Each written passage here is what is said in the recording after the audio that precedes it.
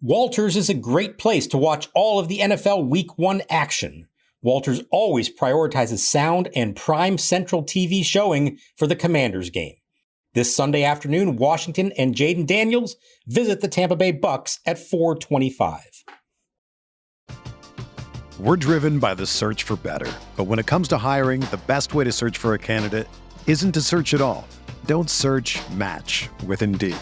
Indeed is your matching and hiring platform with over 350 million global monthly visitors, according to Indeed data, and a matching engine that helps you find quality candidates fast. Ditch the busy work. Use Indeed for scheduling, screening, and messaging so you can connect with candidates faster. Leveraging over 140 million qualifications and preferences every day, Indeed's matching engine is constantly learning from your preferences, so the more you use Indeed, the better it gets. Join more than 3.5 million businesses worldwide that use Indeed to hire great talent fast. And listeners of this show will get a $75 sponsored job credit to get your jobs more visibility at Indeed.com/Blue Wire. Just go to Indeed.com/Blue Wire right now and support our show by saying that you heard about Indeed on this podcast. That's Indeed.com/Blue Wire. Terms and conditions apply. Need to hire? You need Indeed.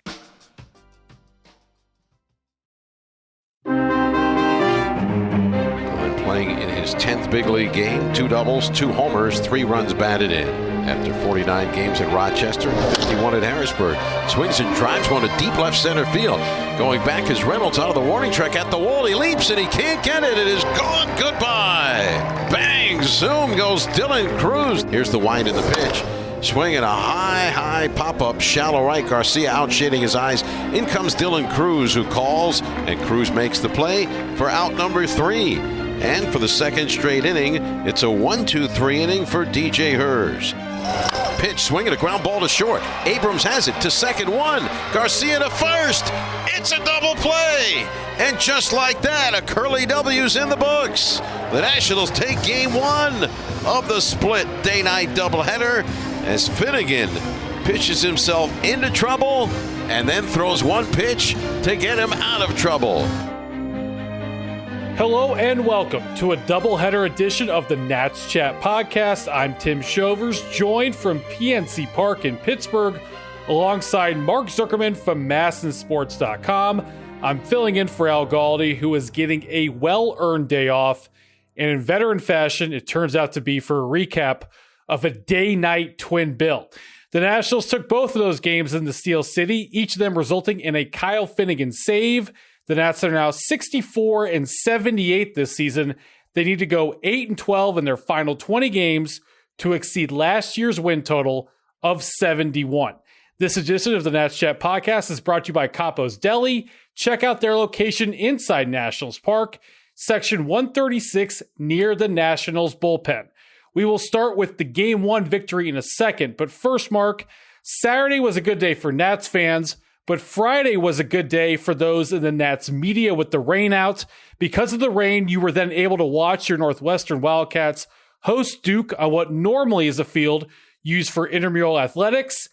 Did you watch in your hotel room, or did you honor your family's Pittsburgh heritage and watch the game at either your dad or grandfather's favorite sports bar?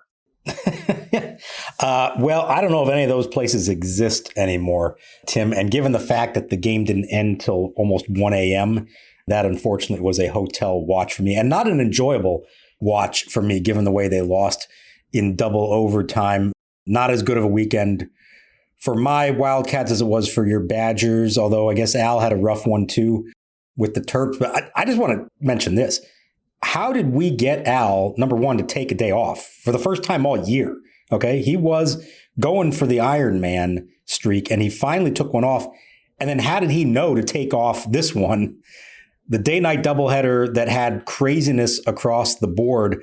I don't know how he had the foresight for that or how we allowed this to happen, but I really hope he enjoyed his day because, boy, did he earn it, going 140 straight to start the year. Even Derek Law is impressed with that kind of effort. I don't have this reported, but I think Kevin Costner's in town for a movie premiere, so that's why he took off, but I'm not sure. Oh, deep cut there for anyone who gets that reference. All right, to Game 1 we go. Originally planned for Friday evening, moved to Saturday at 1:35, a 5-3 Nats win that saw DJ Herz throw 5 no-hit innings before being lifted after 87 pitches.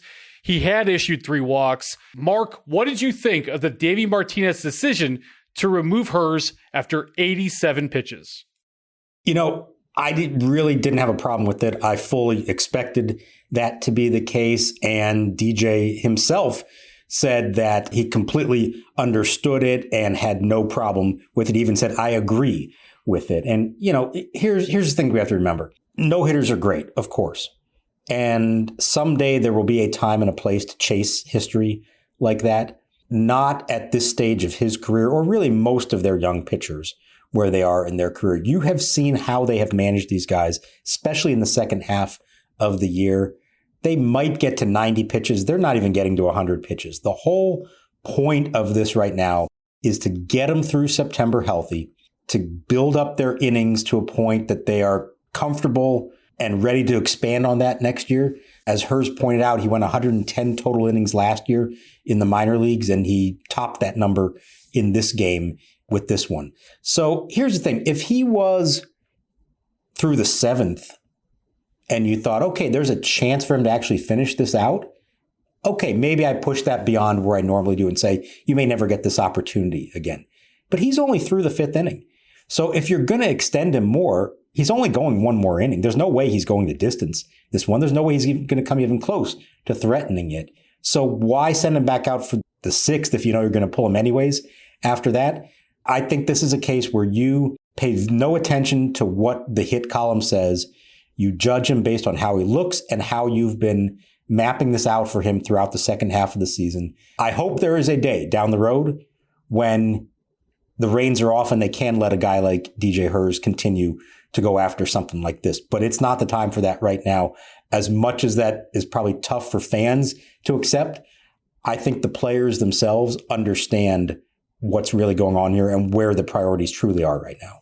I understand that DJ Herz is not going to pitch 9 innings today. That I get. I'm not going to argue that. But what I don't understand is you talk about the reins. I checked the box scores. Even veterans now are going 6 or 7. So what reins are happening? I feel like it's just we're going from 5 to 6 to 6 to 7.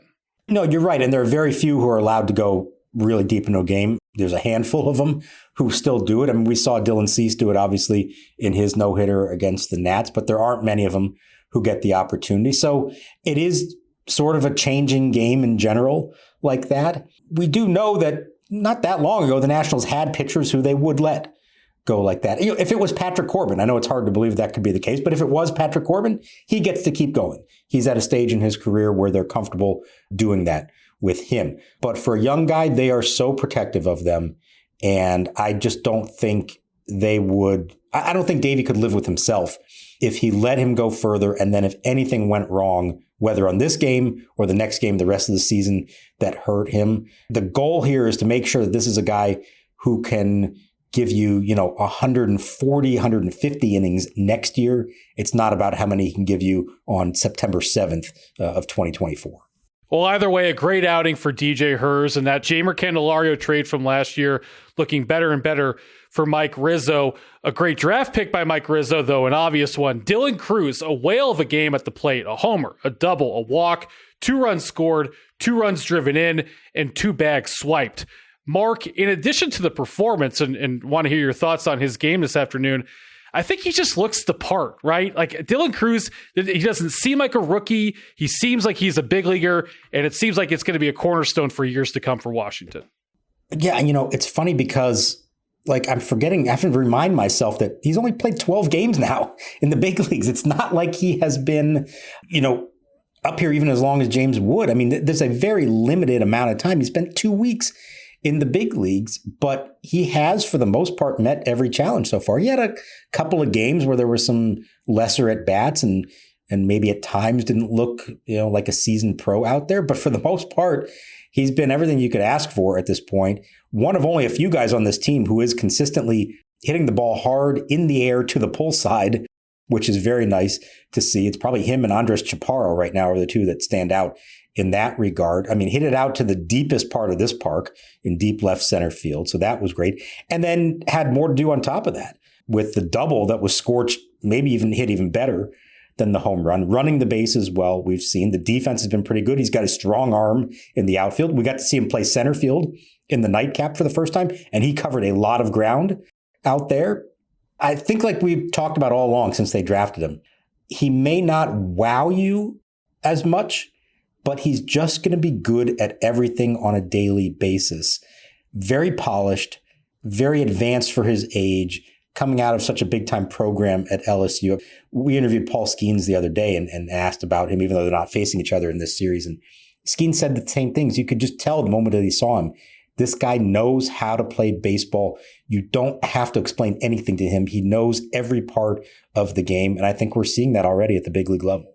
There was a star LSU rookie on the field Saturday in the Nats-Pirates game, and it wasn't Paul Skeens. How about that? Yeah, it's unfortunate we're not getting both of them. But if the Pittsburgh fans weren't going to get to see their LSU guy, at least Nats fans got to see their version of him. And it's going to be a lot of fun to compare the two over their whole careers. I mean, obviously very different players, so it may be hard to make a true one-to-one comparison. But as much as it seems like it was obvious for the Pirates to take Skeens with the number one pick, at the time it wasn't. There was a lot of questions about how they were going to go. And there were a lot of people with the Nationals who did not know how this was going to go and which one they were going to get. They knew they were going to get one of the two, but they didn't know which one. Do you take the sure thing of the position player, or do you take the chance on the maybe once in a generation pitcher? So far, I don't think either team is upset with how it worked out, but it will be a lot of fun to watch their careers play out over the years and see if ultimately the Pirates did make the right choice, and whether Skeens not only pitches great for them, but helps them win, which is ultimately what they're trying to do while they still have him under contract. 3 homers on the season now for Cruz, as Mark mentioned, in only a dozen games. Kyle Finnegan in the 9th, an absolute adventure. Washington comfortably led 5-2 to begin the frame. The all-star closer had to face 6 batters in order to nail it down, and it was a 6-4-3 double play to end it, just what the doctor ordered for Kyle Finnegan. Mark, had you already started rewriting your game story when the Pittsburgh Pirates were rallying there? Unfortunately, in my profession, you have to start rewriting it just in case, especially when it's the bottom of the inning and the home team might come back. I've thankfully done that rewrite a few times and most often have not actually needed to use it, but you always got to be ready for the possibility. Look, he has not had a clean inning. Well, he did in the nightcap. So there you go. That was his first clean inning since July 21st. But prior to that, he had gone almost a month and a half without a clean 1-2-3 inning. It is a problem. It's a concern. He knows it. He's frustrated by this. He feels like he's been doing a good job of getting ahead in the count, but not putting away hitters, maybe chasing strikeouts a little too much instead of just saying, let me get weak contact, know the stuff is good enough. He finally did that with the bases loaded and got the double play ball.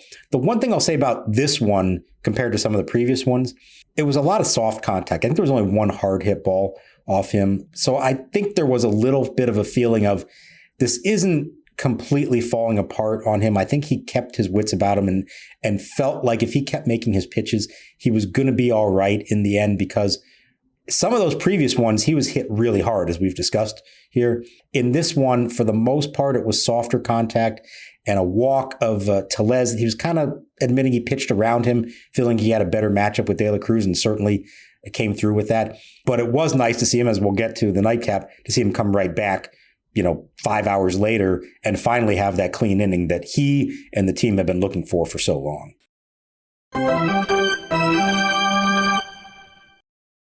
This episode of Nats Chat is brought to you by Capo's Deli. Capo's Deli is at Nationals Park in Section 136 in the outfield. This weekend, just before Friday night's rainout, Capo's dropped off dinner for my family, and my mother-in-law couldn't stop raving about the Caprese sub.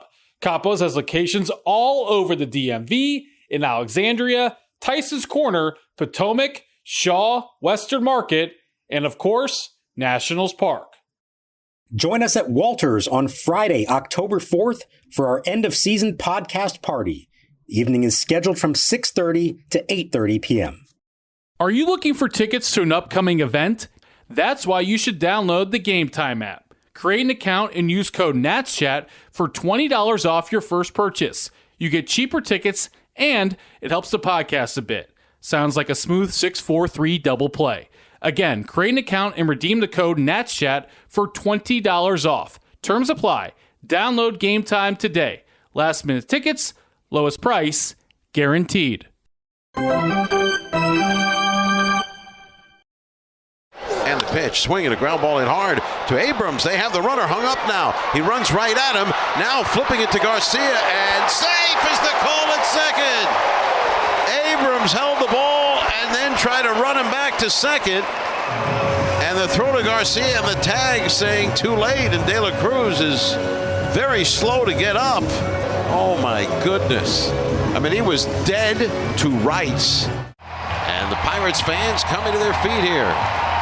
18,937 making their presence known. Chapman sets. 2 on, 2 out. 3-2 pitch. Swung on, lined into right center field. Coming on is Joe. He dives. He can't make the catch. Wood will score. Rounding third is Young. He's coming in to score. Vargas in at second with a double and 2 runs batted in.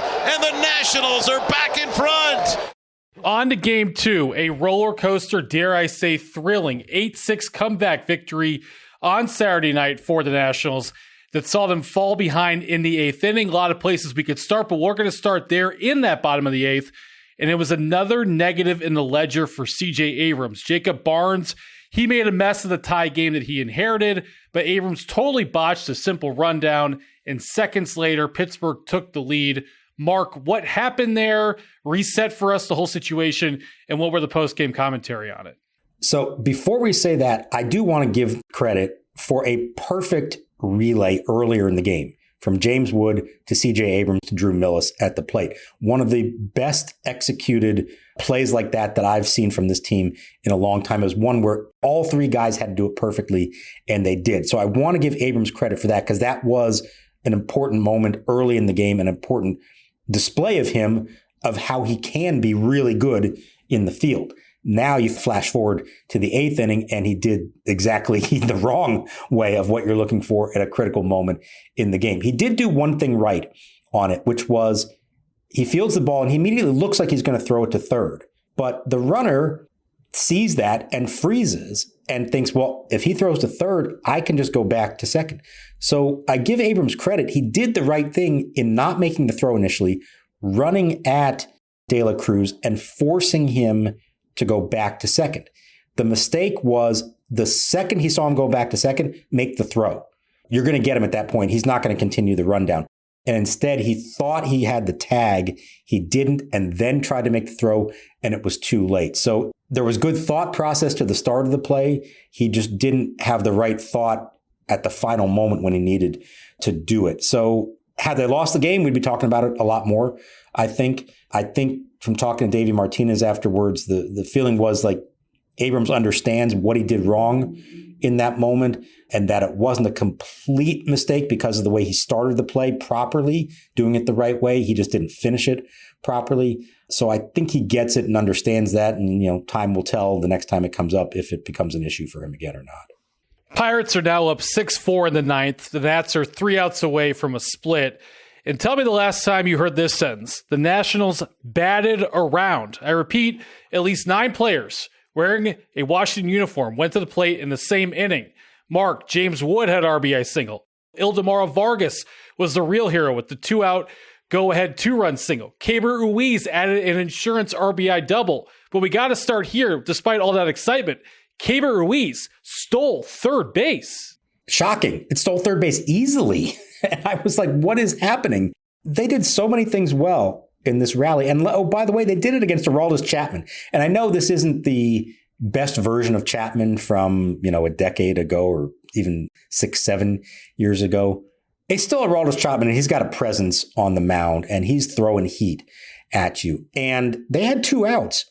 I mean, they have 2 outs and 1 runner on, down 2 runs in the inning. And for them to turn that into a 4-run rally with this string of quality at-bats against that guy, I give them so much credit for that. And what you saw, and this is a Davey Martinez, Darnell Cole's dream rally, because they all did the right thing. Nobody tried to be the hero necessarily. They didn't try to hit the home run or do too much.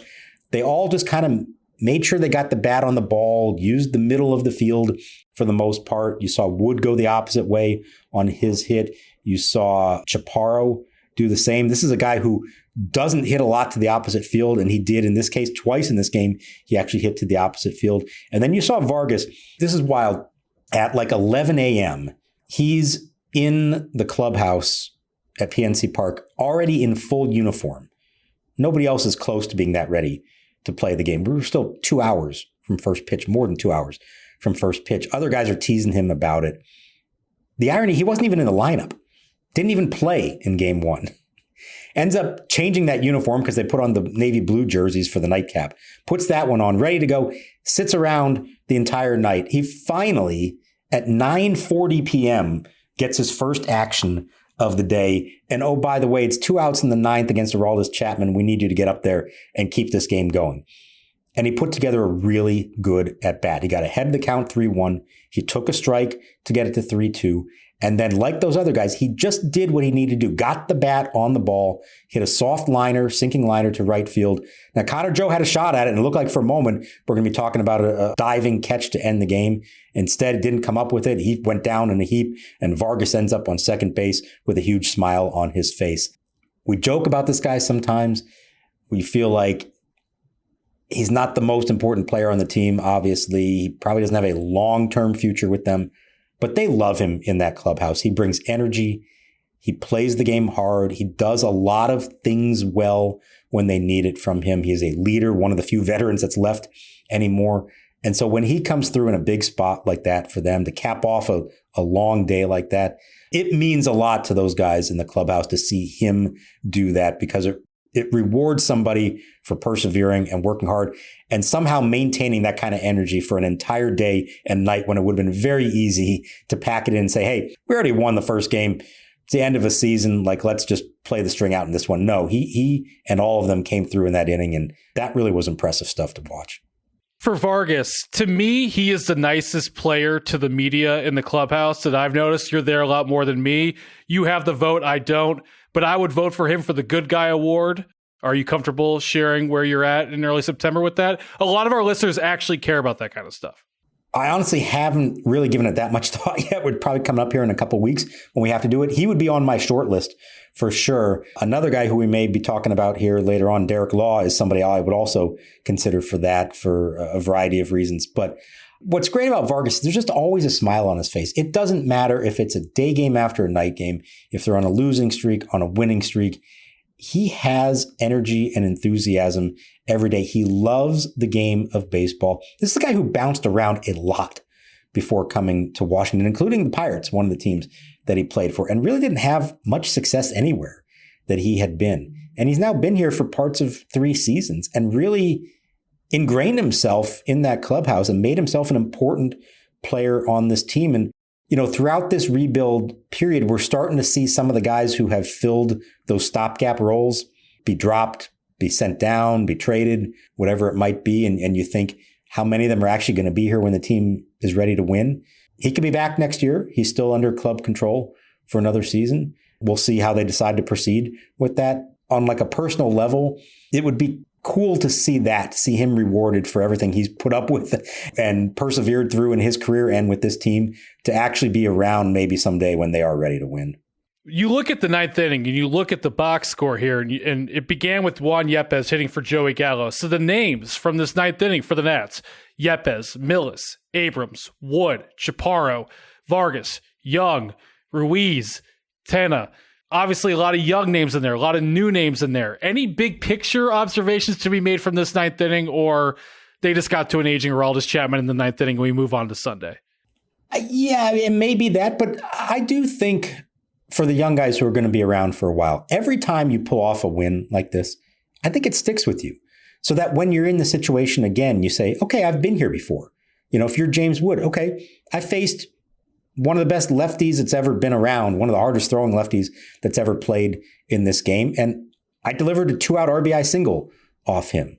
What other challenge is going to come up in his career in the next, year or two that he might say, okay, I've been here before. Like I've dealt with a tougher situation than this. I think that stuff does matter. So on an individual level, yes. And then collectively as a team, we've talked all year about their tenacity and the way the boys battle. And it has been nice to see them actually pull it off more than they have the last few years. And again, depending on who's still here next year, and if they ever do find themselves in a pennant race and trailing a big game late, I've got to believe that the experience of pulling off come from behind wins does matter.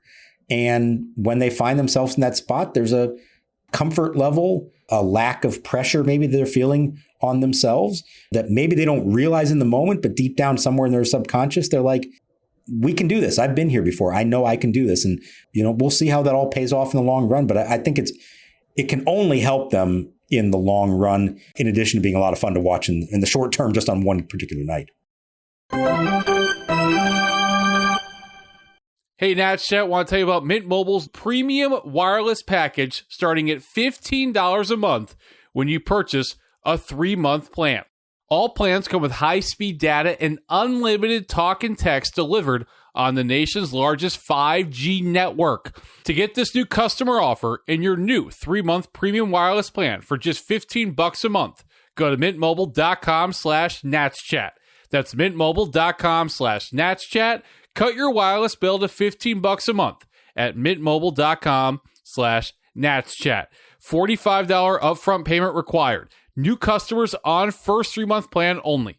Speed slower above 40 gigs on unlimited plan. Additional taxes, fees, and restrictions apply.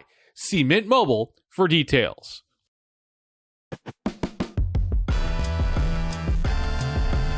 What's up, everybody? It's Heisman Trophy winner Matt Leinart. I've got a podcast called Throwbacks with actor Jay Farrar, where we'll be talking all things sports, but also so much more.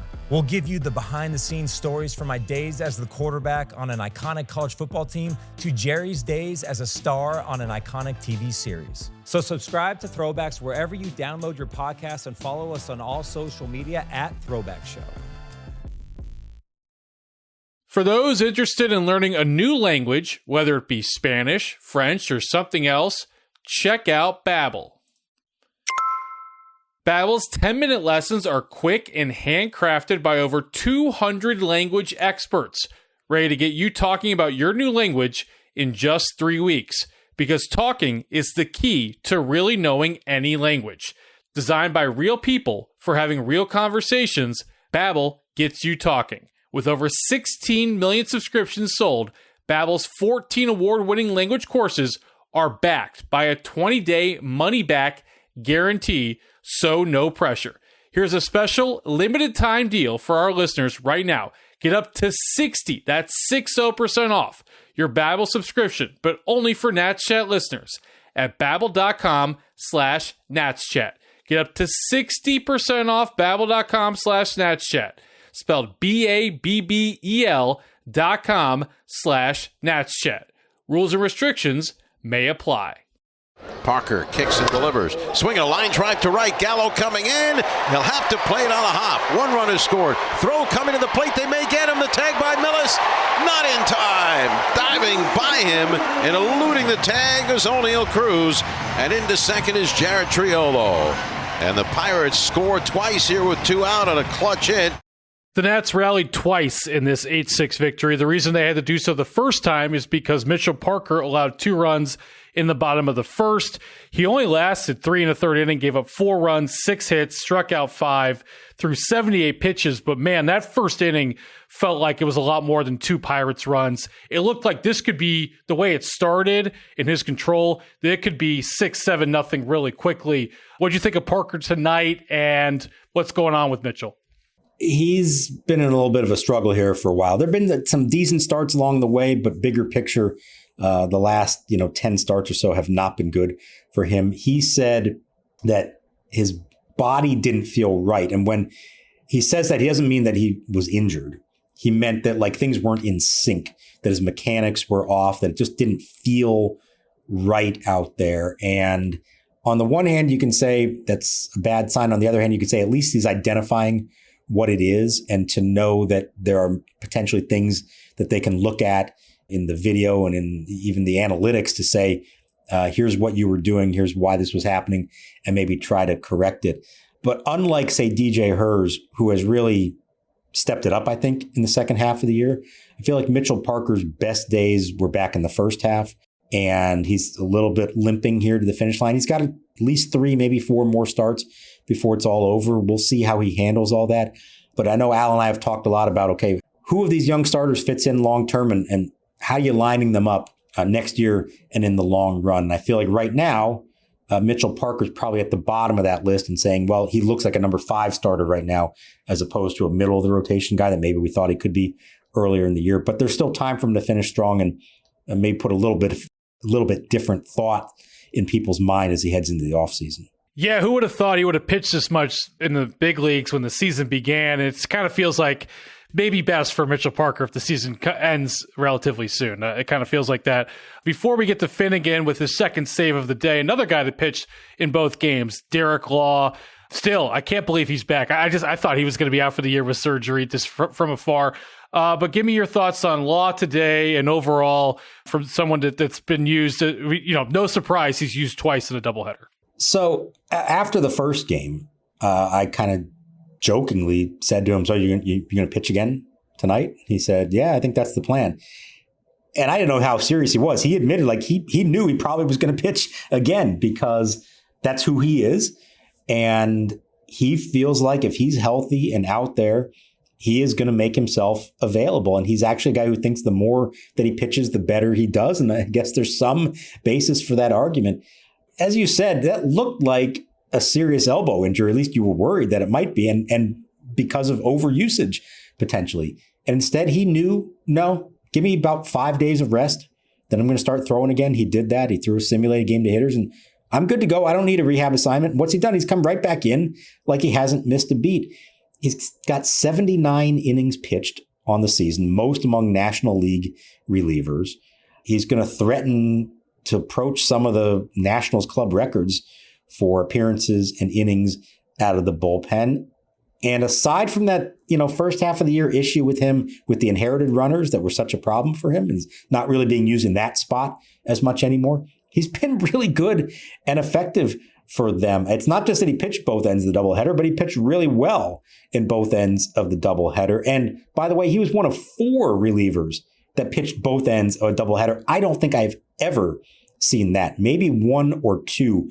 I don't think I've ever seen 4 guys pitch both ends of a doubleheader. And really most of them, with the exception of Barnes, I guess, did pretty well to get through that. And hopefully they all have Sunday off, but knowing them and knowing Davey, I'm not assuming anything.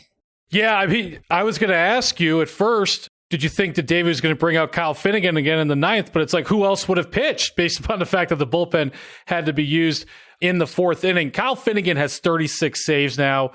40 saves, does that matter? That number, plateau, mean anything? I think for a lot of smart people, they don't really look at that. And, if you have 40 saves and an ERA in the mid to high 3s, I'm not sure what that really says about your season. But for baseball people, it does still matter.